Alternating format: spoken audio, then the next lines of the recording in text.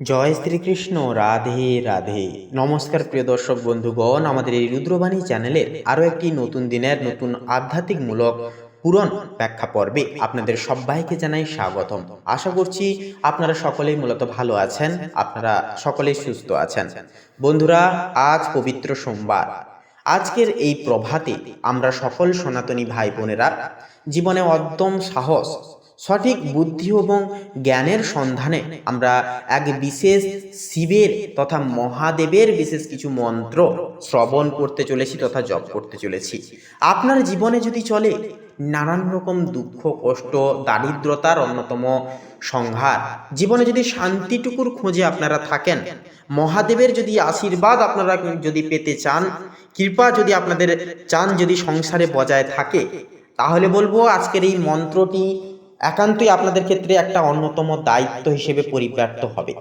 সেক্ষেত্রে বন্ধুরা, আজকের এই মন্ত্রটা এতটাই পাওয়ারফুল এবং এতটাই শক্তিশালী যে এই মন্ত্রটি যদি সোমবারের এই এক বিশেষ পবিত্র প্রভাতে স্নান সেরে পূর্ব প্রান্তে মুখ করে বসে 108 বার যদি পূর্ণ বিশ্বাসে জপ করতে পারেন বা জপ করে উঠতে পারেন, তাহলে বলবো জীবনের কোনো রকম কোনো ক্ষেত্রে নেতিবাচকতা আপনারা লক্ষ্য করতে পারবেন না। নেতিবাচক প্রভাব সূত্র দূর হবে, জীবনে ফিরবে আসল স্থিতি, এমনকি মহাদেবের বিশেষ কৃপাও কিন্তু আপনাদের উপরে সর্বোপরি ক্ষেত্রে একান্তই কিন্তু বর্ধিত হবে। যে কোনো ক্ষেত্রে উন্নতি আপনারা পরিলক্ষিত করে চলতে পারবেন।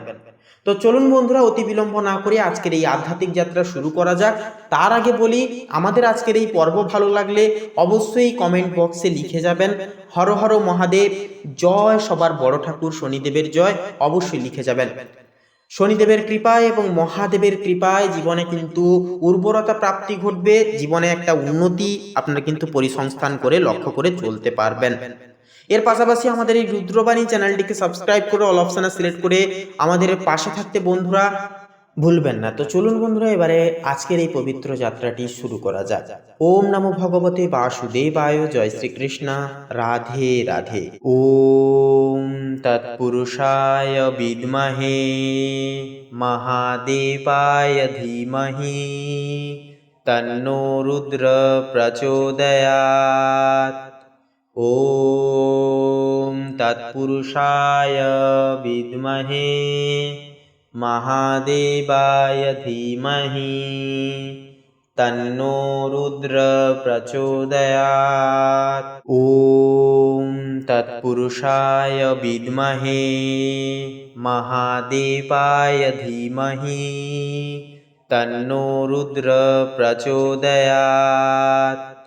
ওম তৎপুরুষায় বিদ্মহে মহাদেবায় ধীমহি তন্নো রুদ্র প্রচোদয়াৎ। ওম তৎপুরুষায় বিদ্মহে মহাদেবায় ধীমহি তন্নো রুদ্র প্রচোদয়াৎ। ওম তৎপুরুষায় বিদ্মহে মহাদেবায় ধীমহি তন্নো রুদ্র প্রচোদয়াৎ। ওম তৎপুরুষায় বিদ্মহে মহাদেবায় ধীমহি তন্নো রুদ্র প্রচোদয়াৎ। ওম তৎপুরুষায় বিদ্মহে মহাদেবায় ধীমহি তন্নো রুদ্র প্রচোদয়াৎ। ওম তৎপুরুষায় বিদ্মহে মহাদেবায় ধীমহি তন্নো রুদ্র প্রচোদয়াৎ। ওম তৎপুরুষায় বিদ্মহে মহাদেবায় ধীমহি তন্নো রুদ্র প্রচোদয়াৎ। ওম তৎপুরুষায় বিদ্মহে মহাদেবায় ধীমহি তন্নো রুদ্র প্রচোদয়াৎ। ওম তৎপুরুষায় বিদ্মহে महादेवाय धीमहि तन्नो रुद्र प्रचोदयात्। ॐ तत्पुरुषाय विद्महे महादेवाय धीमहि तन्नो रुद्र प्रचोदयात्। ॐ तत्पुरुषाय विद्महे महादेवाय धीमहि तन्नो रुद्र प्रचोदयात्। ॐ तत्पुरुषाय विद्महे महादेवाय धीमहि तन्नो रुद्र प्रचोदयात्। ॐ तत्पुरुषाय विद्महे महादेवाय धीमहि तन्नो रुद्र प्रचोदयात्। ॐ तत्पुरुषाय विद्महे महादेवाय धीमहि तन्नो रुद्र प्रचोदयात्। ॐ तत्पुरुषाय विद्महे महादेवाय धीमहि तन्नो रुद्र प्रचोदयात्। ॐ तत्पुरुषाय विद्महे महादेवाय धीमहि तन्नो रुद्र प्रचोदयात्। ॐ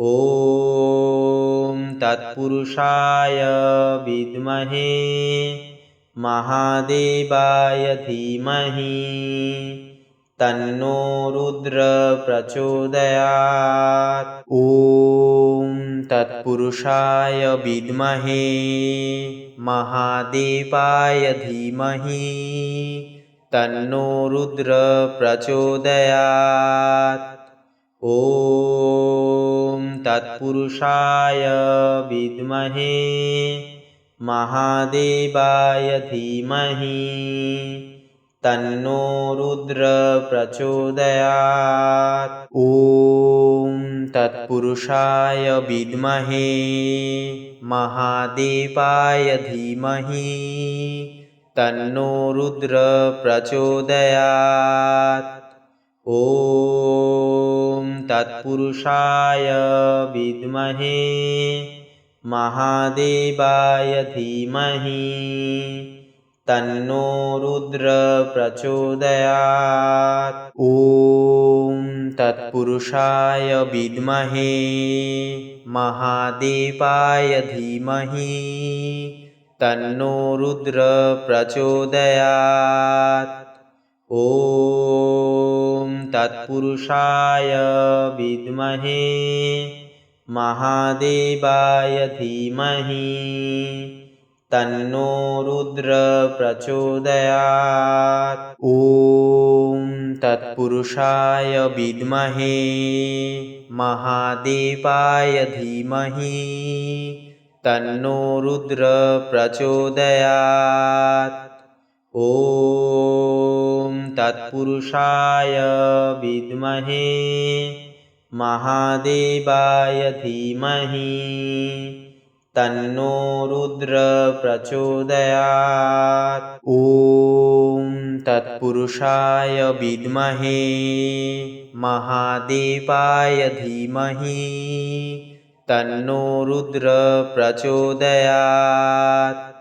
ॐ तत्पुरुषाय विद्महे महादेवाय धीमहि तन्नो रुद्र प्रचोदयात्। ॐ तत्पुरुषाय विद्महे महादेवाय धीमहि तन्नो रुद्र प्रचोदयात्। ॐ तत्पुरुषाय विद्महे महादेवाय धीमहि तन्नो रुद्र प्रचोदयात्। ॐ तत्पुरुषाय विद्महे महादेवाय धीमहि तन्नो रुद्र प्रचोदयात्। ॐ तत्पुरुषाय विद्महे महादेवाय धीमहि तन्नो रुद्र प्रचोदयात्। ॐ तत्पुरुषाय विद्महे महादेवाय धीमहि तन्नो रुद्र प्रचोदयात्। ॐ तत्पुरुषाय विद्महे महादेवाय धीमहि तन्नो रुद्र प्रचोदयात्। ॐ तत्पुरुषाय विद्महे महादेवाय धीमहि तन्नो रुद्र प्रचोदयात्। ॐ तत्पुरुषाय विद्महे महादेवाय धीमहि तन्नो रुद्र प्रचोदयात्। ॐ तत्पुरुषाय विद्महे महादेवाय धीमहि तन्नो रुद्र प्रचोदयात्। ॐ तत्पुरुषाय विद्महे महादेवाय धीमहि तन्नो रुद्र प्रचोदयात्। ॐ तत्पुरुषाय विद्महे महादेवाय धीमहि तन्नो रुद्र प्रचोदयात्। ॐ तत्पुरुषाय विद्महे महादेवाय धीमहि तन्नो रुद्र प्रचोदयात्। ॐ तत्पुरुषाय विद्महे महादेवाय धीमहि तन्नो रुद्र प्रचोदयात्। ॐ तत्पुरुषाय विद्महे महादेवाय धीमहि तन्नो रुद्र प्रचोदयात्। ॐ तत्पुरुषाय विद्महे महादेवाय धीमहि तन्नो रुद्र प्रचोदयात्। ॐ तत्पुरुषाय विद्महे महादेवाय धीमहि तन्नो रुद्र प्रचोदयात्। ॐ तत्पुरुषाय विद्महे महादेवाय धीमहि तन्नो रुद्र प्रचोदयात्। ॐ तत्पुरुषाय विद्महे महादेवाय धीमहि तन्नो रुद्र प्रचोदयात्। ॐ तत्पुरुषाय विद्महे महादेवाय धीमहि तन्नो रुद्र प्रचोदयात्। ॐ तत्पुरुषाय विद्महे महादेवाय धीमहि तन्नो रुद्र प्रचोदयात्। ॐ तत्पुरुषाय विद्महे महादेवाय धीमहि तन्नो रुद्र प्रचोदयात्। ॐ तत्पुरुषाय विद्महे महादेवाय धीमहि तन्नो रुद्र प्रचोदयात्। ॐ तत्पुरुषाय विद्महे महादेवाय धीमहि तन्नो रुद्र प्रचोदयात्। ॐ तत्पुरुषाय विद्महे महादेवाय धीमहि तन्नो रुद्र प्रचोदयात्। ॐ तत्पुरुषाय विद्महे महादेवाय धीमहि तन्नो रुद्र प्रचोदयात्। ॐ तत्पुरुषाय विद्महे महादेवाय धीमहि तन्नो रुद्र प्रचोदयात्। ॐ तत्पुरुषाय विद्महे महादेवाय धीमहि तन्नो रुद्र प्रचोदयात्। ॐ तत्पुरुषाय विद्महे महादेवाय धीमहि तन्नो रुद्र प्रचोदयात्। ॐ तत्पुरुषाय विद्महे महादेवाय धीमहि तन्नो रुद्र प्रचोदयात्। ॐ तत्पुरुषाय विद्महे महादेवाय धीमहि तन्नो रुद्र प्रचोदयात्। ॐ तत्पुरुषाय विद्महे महादेवाय धीमहि तन्नो रुद्र प्रचोदयात्। ॐ तत्पुरुषाय विद्महे महादेवाय धीमहि तन्नो रुद्र प्रचोदयात्। ॐ तत्पुरुषाय विद्महे महादेवाय धीमहि तन्नो रुद्र प्रचोदयात्। ॐ तत्पुरुषाय विद्महे महादेवाय धीमहि तन्नो रुद्र प्रचोदयात्। ॐ तत्पुरुषाय विद्महे महादेवाय धीमहि तन्नो रुद्र प्रचोदयात्।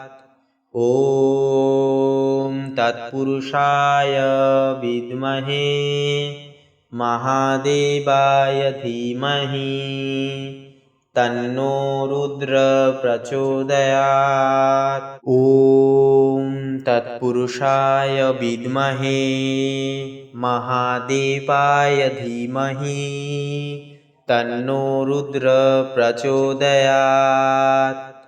ॐ तत्पुरुषाय विद्महे महादेवाय धीमहि तन्नो रुद्र प्रचोदयात्। ॐ तत्पुरुषाय विद्महे महादेवाय धीमहि तन्नो रुद्र प्रचोदयात्।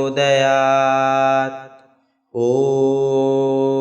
तत्पुरुषाय विद्महे महादेवाय धीमहि तन्नो रुद्र प्रचोदयात्। ॐ तत्पुरुषाय विद्महे महादेवाय धीमहि तन्नो रुद्र प्रचोदयात्।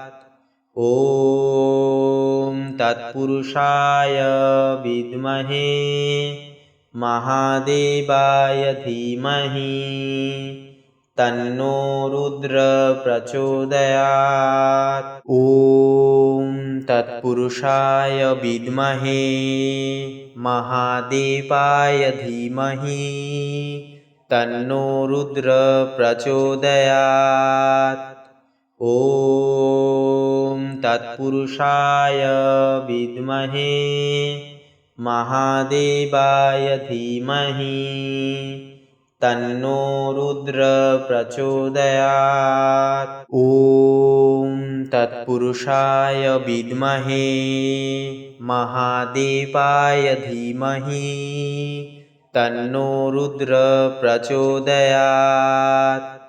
ॐ तत्पुरुषाय विद्महे महादेवाय धीमहि तन्नो रुद्र प्रचोदयात्। ॐ तत्पुरुषाय विद्महे महादेवाय धीमहि तन्नो रुद्र प्रचोदयात्। ॐ तत्पुरुषाय विद्महे महादेवाय धीमहि तन्नो रुद्र प्रचोदयात्। ॐ तत्पुरुषाय विद्महे महादेवाय धीमहि तन्नो रुद्र प्रचोदयात्। ॐ तत्पुरुषाय विद्महे महादेवाय धीमहि तन्नो रुद्र प्रचोदयात्। ॐ तत्पुरुषाय विद्महे महादेवाय धीमहि तन्नो रुद्र प्रचोदयात्। ॐ तत्पुरुषाय विद्महे महादेवाय धीमहि तन्नो रुद्र प्रचोदयात्। ॐ तत्पुरुषाय विद्महे महादेवाय धीमहि तन्नो रुद्र प्रचोदयात्। ॐ तत्पुरुषाय विद्महे महादेवाय धीमहि तन्नो रुद्र प्रचोदयात्। ॐ तत्पुरुषाय विद्महे महादेवाय धीमहि तन्नो रुद्र प्रचोदयात्। ॐ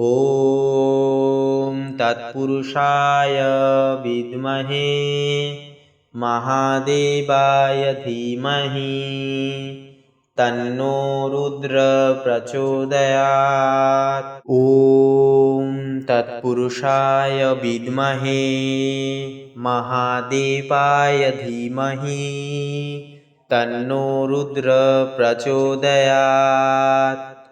ॐ तत्पुरुषाय विद्महे महादेवाय धीमहि तन्नो रुद्र प्रचोदयात्। ॐ तत्पुरुषाय विद्महे महादेवाय धीमहि तन्नो रुद्र प्रचोदयात्। ॐ तत्पुरुषाय विद्महे महादेवाय धीमहि तन्नो रुद्र प्रचोदयात्। ॐ तत्पुरुषाय विद्महे महादेवाय धीमहि तन्नो रुद्र प्रचोदयात्। ॐ तत्पुरुषाय विद्महे महादेवाय धीमहि तन्नो रुद्र प्रचोदयात्। ॐ तत्पुरुषाय विद्महे महादेवाय धीमहि तन्नो रुद्र प्रचोदयात्। ॐ तत्पुरुषाय विद्महे महादेवाय धीमहि तन्नो रुद्र प्रचोदयात्। ॐ तत्पुरुषाय विद्महे महादेवाय धीमहि तन्नो रुद्र प्रचोदयात्। ॐ